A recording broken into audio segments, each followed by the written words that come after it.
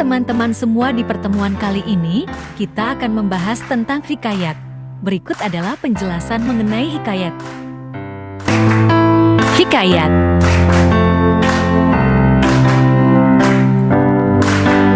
Satu, pengertian hikayat. Dua, ciri-ciri hikayat. Tiga, unsur-unsur hikayat. Empat, nilai-nilai hikayat. Satu, pengertian hikayat. Hikayat adalah salah satu jenis prosa lama yang menceritakan kehidupan raja, keluarga raja, atau bangsawan. Kisah-kisah yang disampaikan juga memiliki nilai moral, nilai sosial, nilai religi, nilai budaya, dan nilai pendidikan di dalamnya. 2. Ciri-ciri hikayat.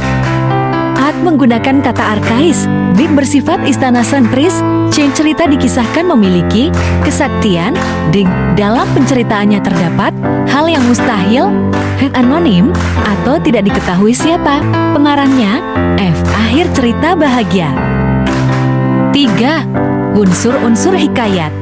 Tema dengan ide dasar yang mendasari cerita. Tokoh atau pelaku yang memiliki sifat atau watak sebagaimana orang pada umumnya. Penokohan yaitu cara pengarang menggambarkan watak tokoh.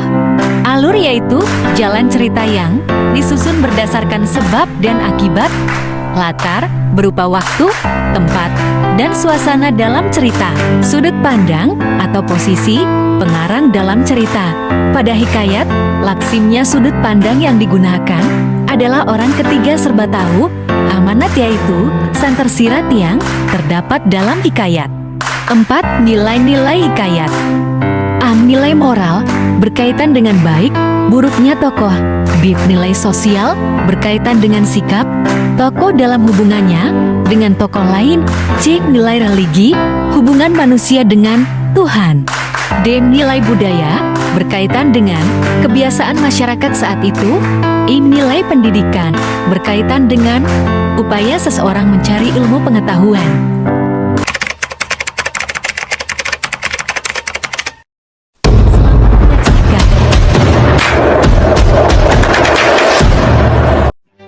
Pada suatu hari hiduplah sepasang suami istri yang dikutuk miskin oleh Raja Badra Indra. Hidup mereka sangat miskin sampai ketika sang istri hamil dan mengidam buah mampelam, buah yang hanya ada di sekitar halaman istana. Karena rasa cintanya sang suami kepada sang istrinya, dirinya selalu berusaha untuk menuruti keinginan istrinya tersebut. Datanglah si miskin yang memohon kepada raja untuk memetik buah mampelam di istana. Karena kemurahan hati raja, si miskin itu pun diperbolehkan untuk mengambil buah mampelam tersebut. Setelah itu lahirlah seorang putra dengan paras yang elok diberi nama Marakrama. Dari lahirnya putra tersebut, kehidupan si miskin berangsur membaik dan bergelimang harta. Kebahagiaan mereka kian memuncak saat lahirnya Putri Nilakusuma yang merupakan anak perempuan mereka. Semiskin memboyong keluarganya untuk berpindah tempat ke negeri Puspasari. Di negeri tersebut, dirinya diangkat menjadi raja besar dengan gelar Maharaja Angkasara Dewa dan istrinya Dewi Rencana. Kesejahteraan dan kemakmuran negeri Puspasari di bawah kepemimpinan Maharaja Angkasara Dewa rupanya mengundang ketidaksukaan raja lain, yaitu Maharaja Indradewa yang merupakan raja dari kerajaan Antah Baranta. Ketidaksukaan Maharaja Indradewa diperlihatkan dengan menyuruh para ahli bojo untuk meramal anak dari Raja Indradewa dan menyatakan bahwa kedua anaknya akan menjadi sumber kehancuran dan kesialan hidupnya. Maharaja Angkasara dan istrinya berhasil termakan ramalan palsu ahli bojo tersebut, yang menyebabkan Maharaja Angkasara membuang Marakrama dan Putri Nilasari dari kerajaan tersebut. Sepeninggalan Marakrama dan Putri Nilasari dari negeri Puspasari, kondisi kerajaan menjadi runtuh, berantakan, dan tidak terawat, serta orang tua Marakrama jatuh miskin kembali. Di tengah perjalanan ke tempat tujuan kedua kakak beradik itu pun berteduh di bawah pohon untuk beristirahat sejenak. Karena merasa lapar, Marakrama berinisiatif untuk memasak seekor burung dan meminta api kepada petani. Namun naasnya, mereka malah dituduh sebagai pencuri yang lalu dipukuli dan dibuang ke laut. Karena kejadian tersebut, Marakrama dan adiknya menjadi terpisah. Putri Nilakusuma terdampar di pantai yang lalu ditemukan oleh Raja Magriksari yang merupakan putra mahkota dari kerajaan Panglimang Cahya.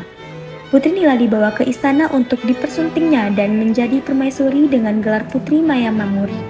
Sedangkan Marakrama terdampar di pulau yang dihuni oleh raksasa untuk dijadikan santapan.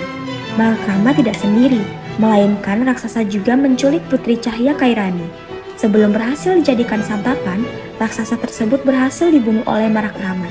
Setelah itu, keduanya mencari kapal untuk pergi ke pulau tersebut, dan mereka menumpang ke kapal saudagar untuk menuju negeri Panglingan Cahaya di tempat Putri Kairani Cahyani. Hal tersebut tak berjalan mulus, sebab nakoda kapal yang mereka tumpangi ternyata menyukai Putri Cahya, yang membuat Putri Cahya disekap di kapal dan Marakrama dibuang ke laut. Oleh karena itulah, Marakrama dimakan oleh hiu.